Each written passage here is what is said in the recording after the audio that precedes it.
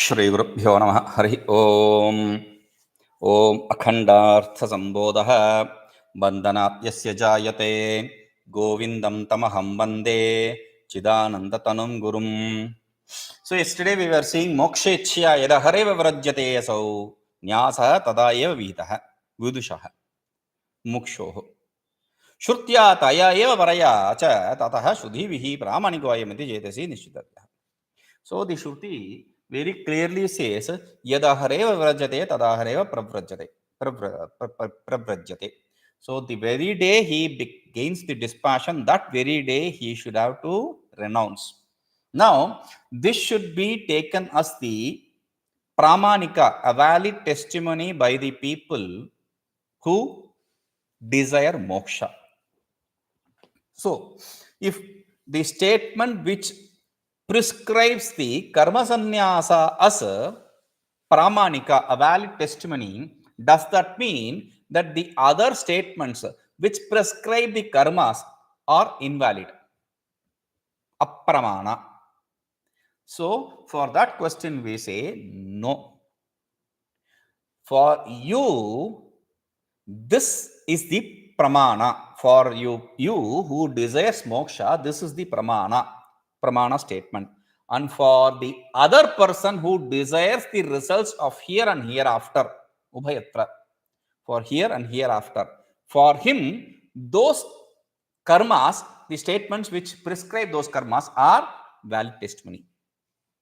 Okay, see, if I say this is valid testimony, this is pramana, and the other is apramana, invalid, then what I, without even understanding, I accept is that a portion of Veda is useless. If I say that even a statement, even a word, even a character of Veda is useless, apramana, not a valid testimony, then by that very useless character, I can establish the whole of Vedas to be useless. How?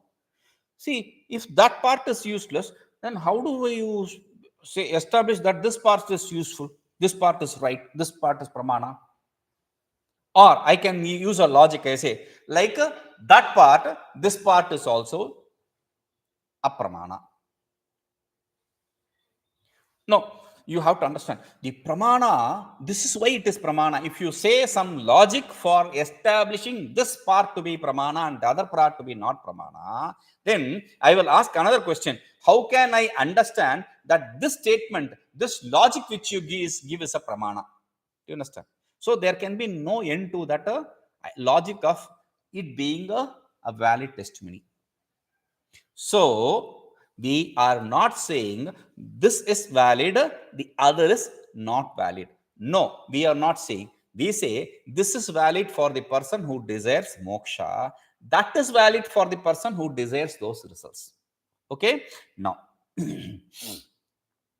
svāparokṣasya vedādeḥ sādhanatvaṃ niṣedhati nāhaṃ vedairna tapasetyādinā bhagavānapi. svāparokṣasya vedādeḥ sādhanatvaṃ niṣedhati nāhaṃ vedaihi na tapasetyādinā bhagavānapi. Bhagavānapi, even Bhagavan says in Bhagavad Gita. Now, after establishing that you have to give up the karmas through the Shruti pramana, he is now entering the Smriti pramana. He is establishing it through Smriti. Okay. The text based on the Vedas. So those he is using to establish the same idea. Even they say the same thing. What do they say? svāparokṣasya aham. In Bhagavad Gita, Bhagavan says in 11th chapter, he says, nāhaṃ vedairna tapasa na dānena na ca yujyaya shakya evam vidho drashtam drashtavanasi mam yatha. Oh, you have seen me in this very form. This form is not an easy form to gain. Even the deities, they have not gained this form. Even the people who have performed great amount of tapas, they have not gained this form. Even the people who have performed great karmas and have studied all the Vedas and performed all the karmas, they have not seen me in this form.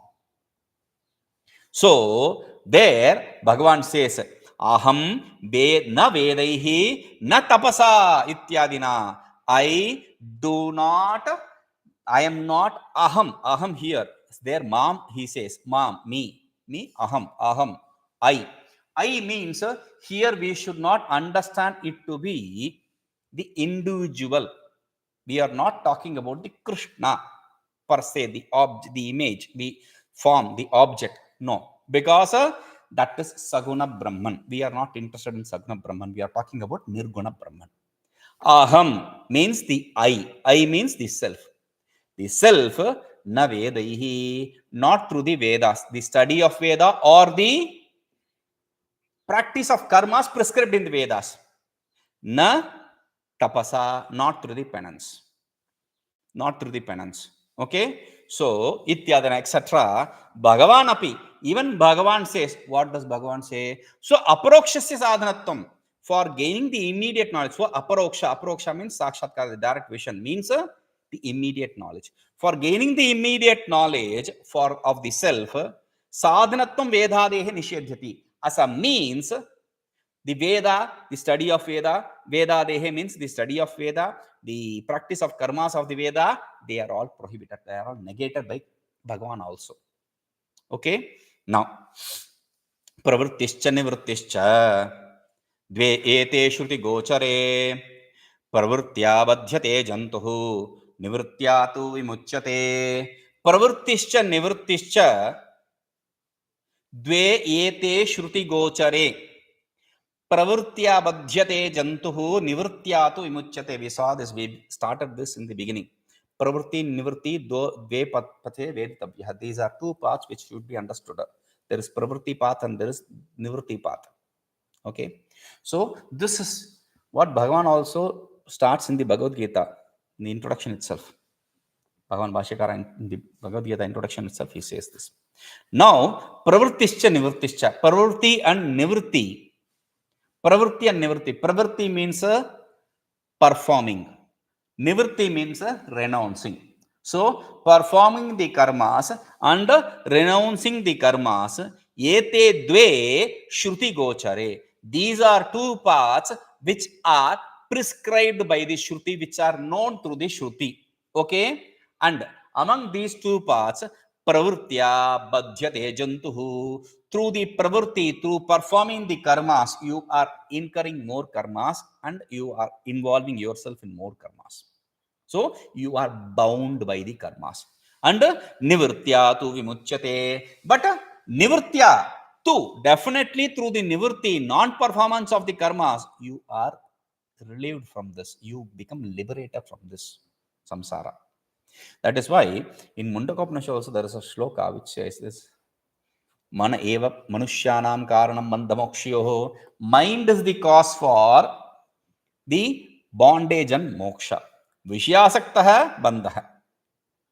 So, if you are attached, associated with the objects, things of the world, then you are bound. If you are relieved from them, you are relieved. You are liberated. That is what he says there also. Now, yanna svabandho'bhimato mūḍhasyāpi kvacittataḥ nivṛttiḥ karmasaṃnyāsaḥ kartavyo mokṣakāṅkṣibhiḥ. Beautifully he presents this. Why? Why should I give up the karmas? For that he says, yanna is yatna svabandho'bhimato mūḍhasyāpi kvacittataḥ nivṛttiḥ karmasaṃnyāsaḥ kartavyo mokṣakāṅkṣibhiḥ. Yat kvacit, anywhere. Yat, which, anywhere, wherever, in this creation, any other creation, wherever. Okay? Kvacit svabandhah mūḍhasyāpi nābhimatah. Even an idiot, mūḍhasyāpi svabandhah nābhimatah, is not interested in being bound.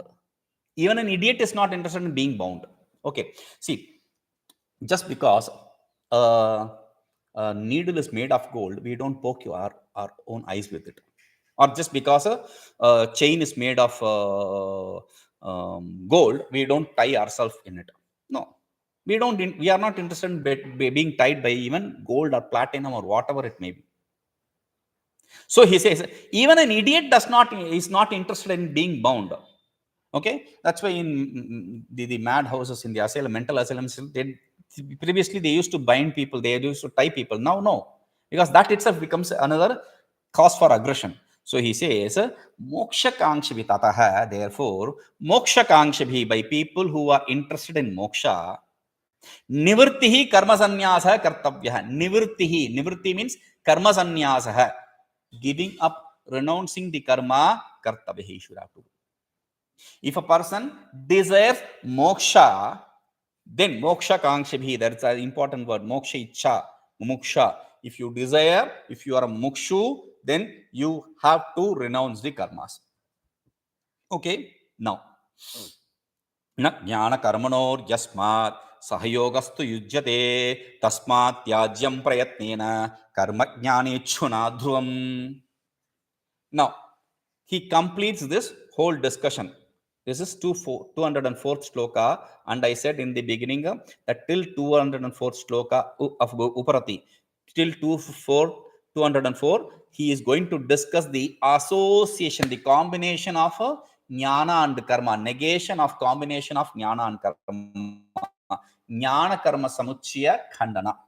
There is no possibility, 50-50 or 150-50, no possibility of association between jnana and karma. That is negated till this shloka. He says, na jñānakarmaṇoho yasmāt sahayogaha tu yujyate tasmāt tyājyaṃ prayatnena karma jñānecchunā dhruvam. Very beautiful. This is an important idea. Listen to this.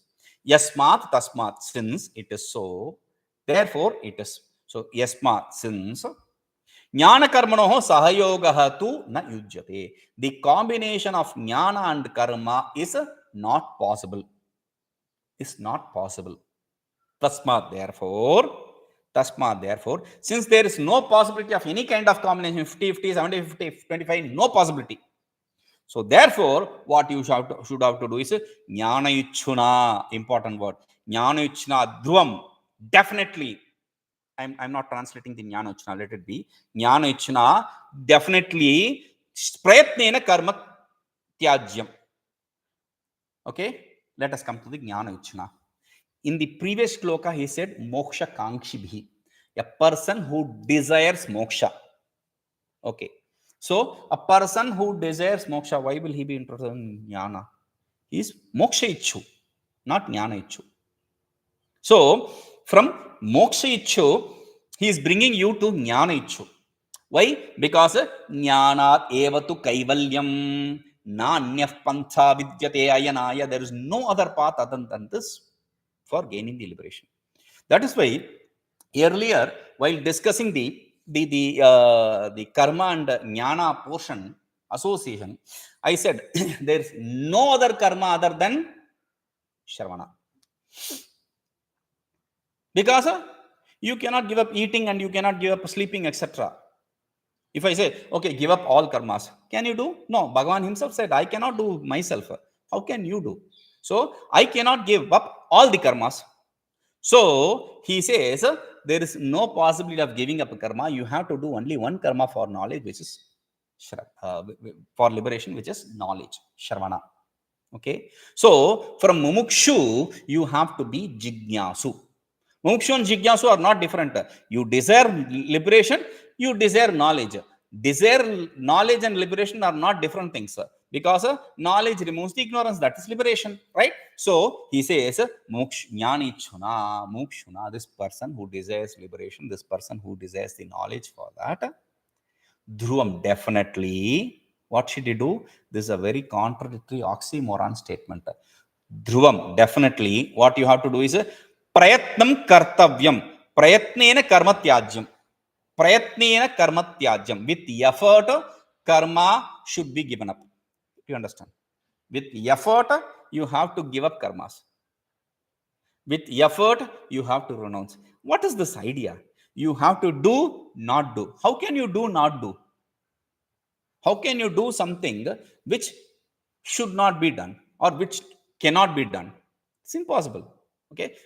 Karma tyajya means karma should be renounced. How can you do renouncing? You cannot do renouncing. So that is a very beautiful yatna, yata prayatne, from that root word prakrštena yatna prayatna, with great effort. With great effort means with great effort you should have to avoid yourself from becoming involved in the karmas and its results, not being attached, associated with the karmas and its results. How?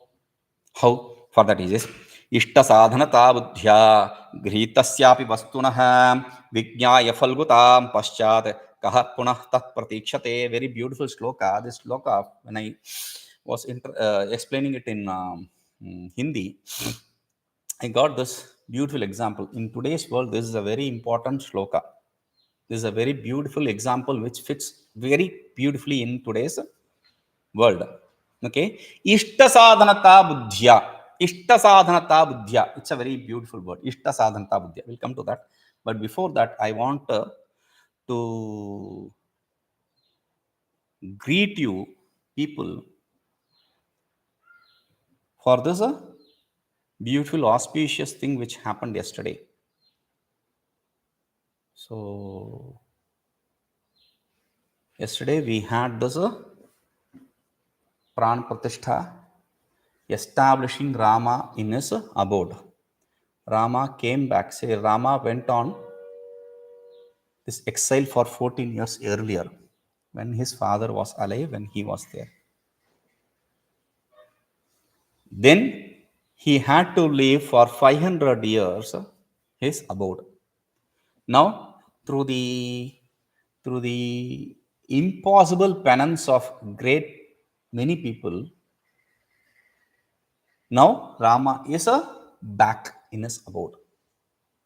So let us all thank those people who were involved in it, and let us pray to that Rama for gaining this knowledge. Okay. So greetings to you people. In Hindi they call it badhyate ho, they say. Okay. So greetings to you people. iṣṭasādhanatābuddhyā. So he is bringing a beautiful shloka here, I said.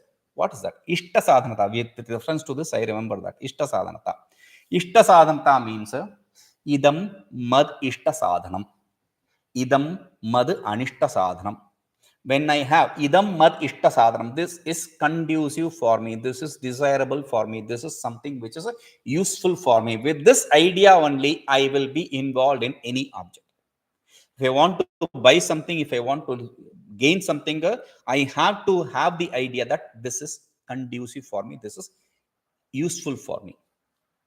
Otherwise, I will not be involved with anything. If I say, vidam mad aniṣṭasādhanam, this is not conducive for me, will I be interested in those objects? No, I will try to avoid them. So, iṣṭasādhanatābuddhyā, with this idea, buddhya, with this idea that it is conducive for me. Okay? gṛhītasyāpi vastunaḥ. Even though you have bought, you have accepted, you have gained some things. Now, why is this a good example for today's world? See, in olden days, when we were kids, we used to have the small general stores. Okay. So this one shop owner, sometimes his son or wife or someone will be there. So that's all it is, or one person in it. So you are told to buy this 50 grams, that 20 grams, and this 100 grams, all that. And you are going to buy only that. You will not buy anything which is not told. Now, with these big shops in the malls, like this Carrefour, this Ocean, etc., these big shops in the malls, even the malls themselves. And with the advent of this net shopping like Amazon or Flipkart and all that, now you go to this Carrefour or shops like that, you see, okay, oh, 50 rupees, 3 packet. Good. It will be useful. We can make sometime. You will buy that. And in the Flipkart, Amazon, etc. also, oh, this looks very nice. It will be useful. Buy. So many things you buy, you won't even look at it. You won't even open the packet. Many people, I've seen that. Even if they open, oh, okay, sometime I will use, not now. It will be there in the corner. In the beginning, when you bought it, iṣṭasādhanatābuddhyā, you had that. It is a very useful thing. It is an interesting thing. It is very necessary for me, and I love to have this. After even after gaining the object with this idea, paschat, later, phalgutam vijñāya. Vastunaḥ phalgutam vijñāya. Phalgutam means uselessness, utilityness. You understand that it is useless. There is no point in it having that interesting object, that interesting thing. After understanding that, tad kaha punah pratikshate. Who is interested in those objects to have that object? You understand? First, when you buy it, it is very necessary. Later, it's useless. Why will you be then interested in it again? You'll throw it away, or you'll just give it away. So that is what is said. Okay. Now, till this, we have seen the karmasaṃnyāsaḥ and all that, why karmasaṃnyāsaḥ should be done, how it is to be done. So that is done. Phalgutam is important. So you have to see that it is useless. It is utilityless. Only when you understand it is useless, it is utilityless, you will be able to give up the things. Okay. Now, from till this point, he established uparati as sannyasa. What is uparati? Sannyasa. Renunciation is uparati. Simple. Now he is giving a different interpretation to the uparati word. Uparati shabdartho hi uparamanam purvadruštavṛttiभ्यः soyam mukhyo gaunascheti cha vṛttya dvirupatam dhatte. Uparati shabdartho hi uparamanam purvadruštavṛttiभ्यः so ayam mukhyah gaunascha iti cha vṛttya dvirupatam dhatte. So he says purvadruštavṛttiभ्यः uparamanam. Uparati shabdartha. The uparati shabdartha, the meaning for the word uparati is purvadruštavṛttiभ्यः uparamanam. Uparamanam. Uparati uparamanam. Uparati. Rati means involvement. Desire, involvement. Uparati means non-involvement.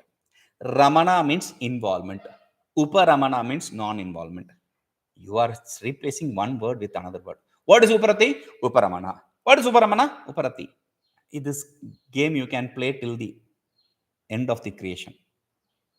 There is no point. So he says, what? Uparamana from what? Giving up what? So he says, purvadruštavṛttiभ्यः. Purvadruštavṛttiभ्यः. Whatever objects you saw, with reference to that, whatever thought imprints, thought functions you have, from them you have to give them up. Cessation of those.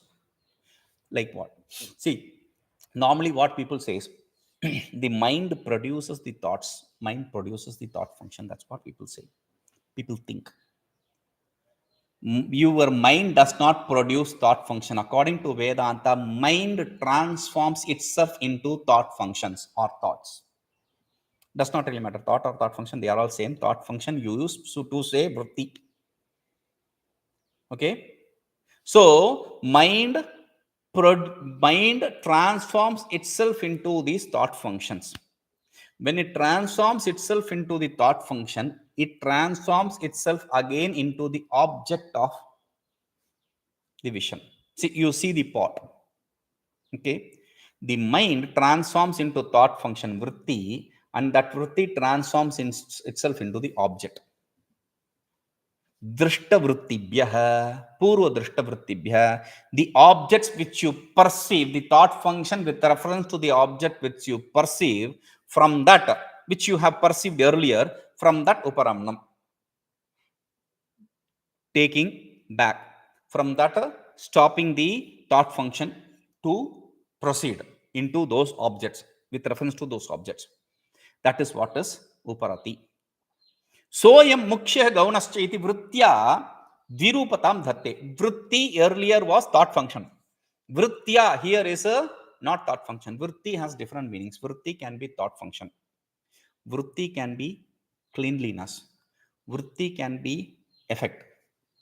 Okay. So the earlier vritti word is to denote the thought function.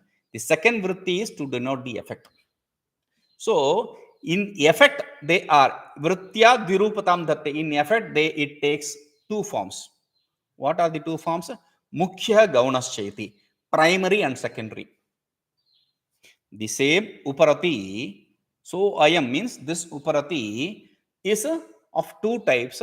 One is primary and the other is secondary. What are these two types, primary and secondary? So he says, vritteir drishya parityagaha mukhyartha iti katyate gaunartha karmasaṃnyāsaḥ śruteir angataya matah vrittehe drishya parityagaha mukhyartha iti katyate gaunartha karmasaṃnyāsaḥ śrutehe angataya matah vrittehe drishya parityaga, the thought function. Vritti here is thought function again. Vrittehe, the thought function. Drishya parityaga, we will discuss about the thought function in detail later. Now thought function. Okay. Drishya parityaga. Drishya parityaga. Drishya means the object of desire. Drishya, whatever you see. Okay. Parityaga, giving up them. Means the thought function not becoming transformed into the objects. Okay. Now, mukhyartha iti katyate. This is what is the primary meaning of uparati. Uparati means not letting the thoughts to be transformed into objects. Not letting the thought function to become transformed into the object form. Vishayakara. Okay. Now, katyate. Shrutehe angataya matah karmasaṃnyāsaḥ gaunartha. Karmasaṃnyāsaḥ gaunartha shrutehe angataya matah. The secondary, primary is that sense. Not letting the thought function to transform itself into the object form. Secondary is renouncing the karmas. Renouncing the karmas. Why should I renounce the karmas? Because that is accepted to be a limb. Limb of what? See, hand is limb of my body. Fingers are limb of my hand. So, this karmasaṃnyāsa, renouncing, is accepted to be limb of shrutehe, shruti. Shruti here does not mean the shruti, smriti, shruti. Here when I say shruti, it refers to the shravana, listening. So, as a limb of listening, shravana, this karmasaṃnyāsa is accepted. Karmasaṃnyāsa is accepted to be the limb of a shravana. That is why it is secondary uparati.